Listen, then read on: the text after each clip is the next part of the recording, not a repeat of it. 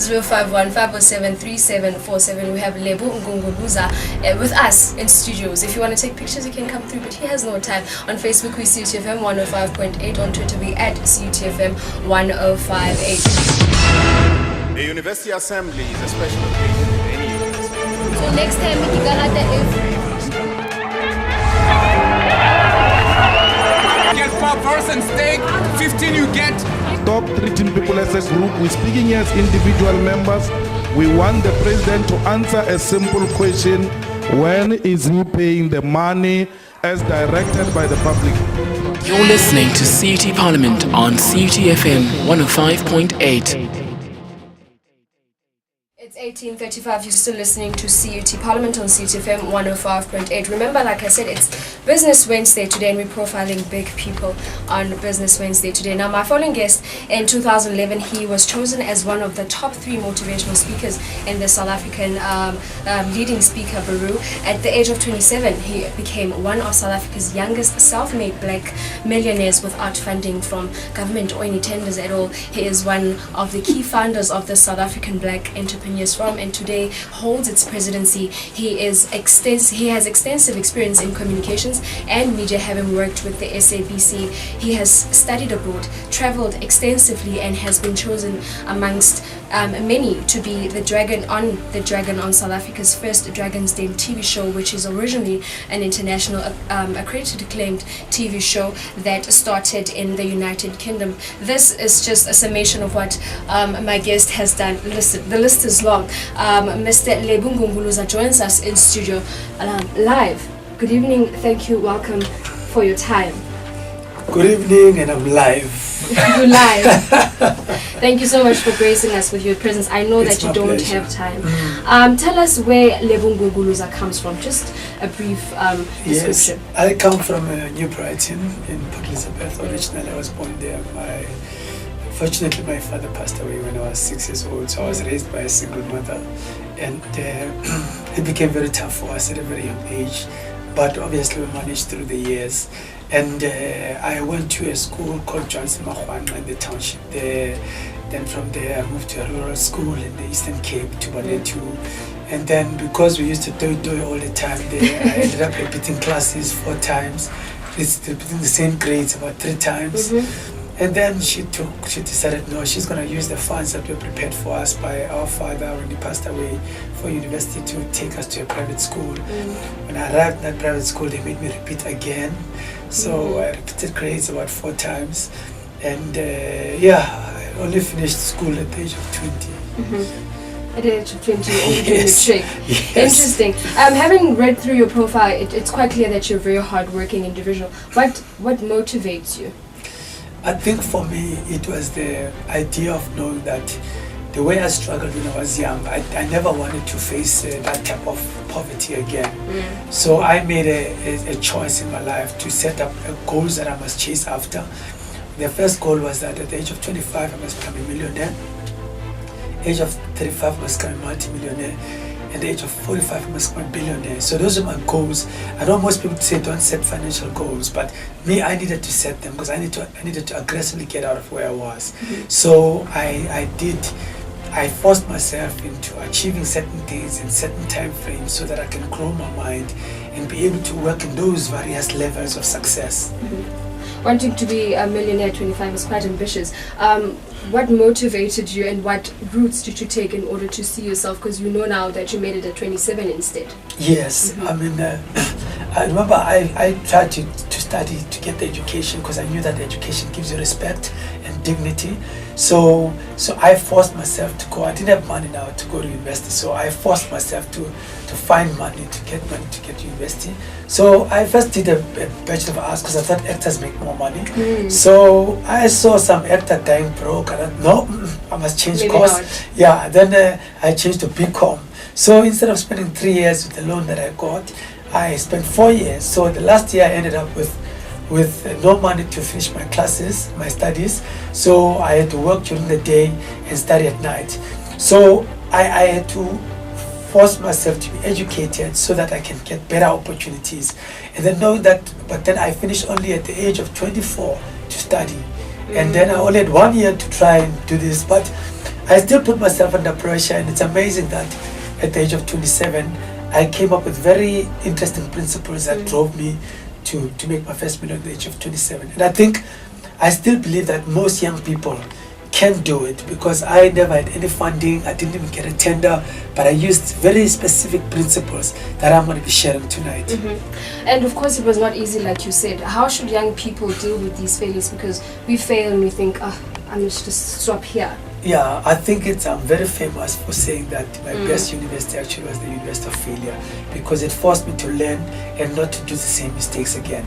But also, you must remember, failure is an opportunity to know better than someone who did not fail. And also, I tell people all the time that now I've failed so many times that failure is now tired of me. So I continue just succeeding. Purely, so I fail, but you know, I can see failure from afar when it's going to happen. So I try to have things and put systems in place that safeguard me from failing. So now failure is not interested in me anymore.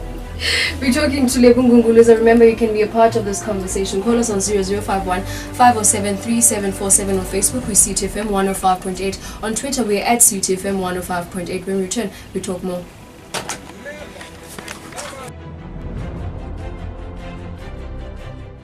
Internet on its own is a major teacher and a resource for entrepreneurs and SMEs, purely because some of them can't access certain learnings from going to school. As you know, South Africans, and most of them can't afford to go to school, can't afford this higher education, and can't afford to go to Harvard.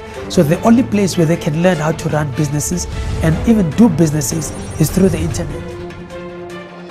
To make a difference in somebody's life, the Central University of Technology could make that dream come true. The Faculty of Health and Environmental Sciences at CUT Free State offers qualifications in health, environmental and agricultural sciences. Hi, this is Yanela Matochi, studying third year FIS, and I'm staying at H-Tech. Yes, well, Hello everyone, this is Nuzakazi Mjokovani, studying NET Accountancy. I'm also staying at H-Tech. It is the faculty of choice that is committed to making a difference in your life. Visit cut.ac.za for more info on the Faculty of Health and Environmental Sciences. Central University of Technology, thinking beyond.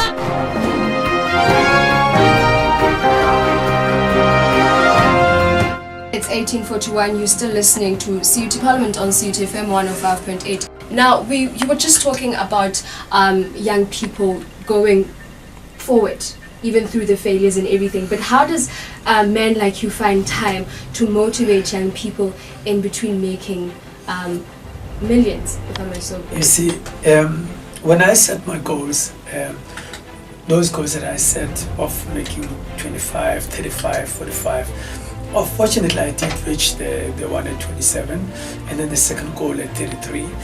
Now obviously I'm heading for the third goal, but in the process of heading for the third goal, I found myself having like lots of things. Like I had 7 cars, I had 4 houses. I asked myself, how much of this can I really, what more do I want? Do I want jets? Really? Do I really want a jet? I mean, I said to myself, you know what, let me rather redefine my purpose. You know, I said to myself, let me rather identify 12 entrepreneurs that I can groom and mentor, and recruit them over 12 months to start 12 enterprises. So for me, it was a decision I made, because I said to myself, I would rather invest more in a younger generation, so that they can gain more of what I went through, so they can have a better chance at an earlier age, so they can also take their generation behind them and also do the same for. So we breed a huge army of strong entrepreneurs that are building empires without any funding, without any business support, without any tenders to worry about from government. So pure entrepreneurship. So for me, that's a decision I made, and that's why if you notice my campaigns around 12, it says redefining my destiny. Before we go into how you actually go into business, and now just take us through the triple 12, because we now know that you've only achieved, you started with 12, but you only achieved 8 enterprises. Just take us through. Actually, even last year it dropped even more. So you see, what I did is that after I identified the 12 entrepreneurs, my goal was to obviously make them millionaires at a very young age, and I started with 8, and then some of them fell off the way because they just didn't have the edge. Because sometimes in entrepreneurship you have to have the character for it, and then those ones that remained, 8 of them in the first year in 2013, the entire 8 people made only 250,000 rands in turnover, and that was too small for a group of supposedly hungry people. But in 2014, the 4 that I kept the following year made close to 10 million last year. Only 4 of them. So this year I've got a different goal for them, and that 2 of them made their first millions. You understand? So and I was very excited to know that they've experienced making $1 million without any funding, without just pure entrepreneurship, without depending on a tender.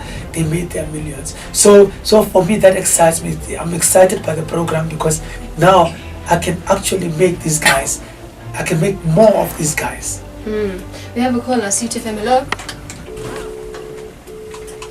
Good evening. Hi. How are you? I'm well, thanks. How are you? I'm good, thank you. I'd like to first greet Mr. Lebo Ngunguluza. Good evening, sir. It's such an honor to be talking to you, even though it's via telephone, but it's close enough. Thank you very much. I'm inspired by your work. You inspire me. But now, I'd like to ask a question, if that's okay. I'd like to ask, how do you manage your time? I mean, you own 20 companies, more than 20 companies. I 32. But now, how do you manage your time? I mean, I work part-time, and I'm a scholar, and I also have a smaller charity group that I'm just slowly starting off, and already I feel like that is just too much for me. Yes. That means the tips to handle. How do you even believe? I mean, how does that even happen? Thank you very much, and I'm enjoying the show. Thank you very much. Thank you so much for your call. Yeah. Asking about time management. How essential is it? It's extremely important. In fact, my days are extremely predictable.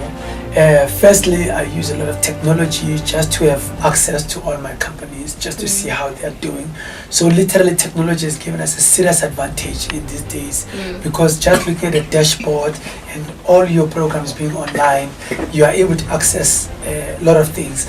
And then secondly, my day is a very interesting day. My day starts at 4 o'clock. So between 4 and 8 o'clock, I read emails that time, and I look at documents because my mind is still very, very fresh that time. So between 4 and 8, that's when I actually finish documents, because there's no chance that I'll finish any documents or do any documents during the day because my mind is tired already. So after 8, I start prospecting. Between 8 and 10 or 11 o'clock, I start communicating with the people that I want to do business with, people that I want to engage with, because they've also just entered the office, so they're also very fresh. So I'm catching them at the right time. And then between 11 and 3 o'clock in the day, that's my blue chip guys. That's the time that I go to meetings that I really have to go to them, because those people have got lots of money, so I must go to them. And then between 3 and 6 is the people that now must come to me purely because for me, it's for me to give off my time. So young entrepreneurs, people who've got ideas to share with me, I meet them in one place and they get scheduled in one place. And then in the evening, I usually attend functions. So I try to sleep at 9 o'clock. So the idea being that my day is so predictable that it's so effective, because every time that is in the day is monitored to bring maximum results. CUTFM, good evening. We lost that caller. Lebo Ngunguluza is live with us in studio today, telling us about time management, as our previous caller alluded to us. Tell us, of all your companies, do you have one favorite one? Because we stand to be corrected that it's 32 companies now. Yes, it's 32. If you may also take us through the kind of companies that kind of business. The companies are so diverse. Firstly, I started to, my group is this. If someone visits the jamgroup.co.za, you will see that my business, I started in the business of events purely because they are not capital intense. So my businesses are so funny. My businesses, I started with businesses where I sell something to someone, they buy, and then I produce. I didn't start with businesses where I buy first and then I sell, because I did not have the money. So I sell and then I produce after I've got the money. So if you notice that publishing and events with the foundations of my businesses, because I first sold and made money first, then I produced. Then the third leg of my group structure is the companies that I bought into that was in the supply chain of my offerings. So I bought quite a few of those, and then in 2012 I launched the 12 entities with the 12 entrepreneurs. So to date, yes, I do have certain favorite companies, but I would not like to say them on air, because all of these MDs that they brought to me, they all must feel special because they're more like my children, and they all, I'm the group executive chairman, so they all must feel special, and I wouldn't like to announce it.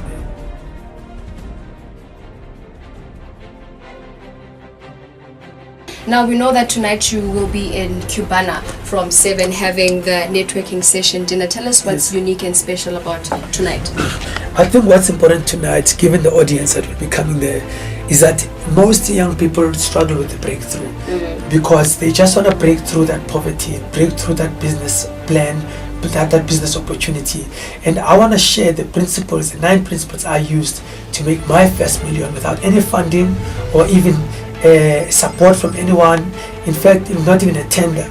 So I want to share the principles that you can use to make your first million without any support, just you on your own terms. And I think that it's very possible, and everyone who gets out of that event tonight will be so empowered that they will say, why did I wait for so long? Why did I have to prepare a business plan for 2 years? None of my companies, most of my companies have never had a business plan, and they've generated over 10, 15, 20 million. You understand? So why do you have to wait for a business plan when certain principles and certain elements of your being can help you make money without even any of these functional delays? All I would like to say is that, look, most of the young people, they want to always overthink their businesses. The one person that you always need to go to know whether your business works or doesn't work is your client. And for that reason, I'm out. Thank you so much for your time. Lebo Ngunguluza live in our studio, CUTFM 105.8. Unfortunately, we don't have time to take your calls there. Thank you so very much for your time. It's 18:56 at the CT Parliament for today, Business Wednesdays on another level. Thank you very much to my Kunapa, who's our news editor, Mr. Kiko Fela, who is the producer of the show, and Boka, who is part of the technical team. We're back tomorrow on Open Line Wednesdays. Remember, from 6 to 7 CT Parliament tomorrow night. You're listening to CUT Parliament on CUTFM 105.8. They were never arrested, they were never insulted, they were never harassed. I feel like people are hiding behind organizations. People are talking about what organizations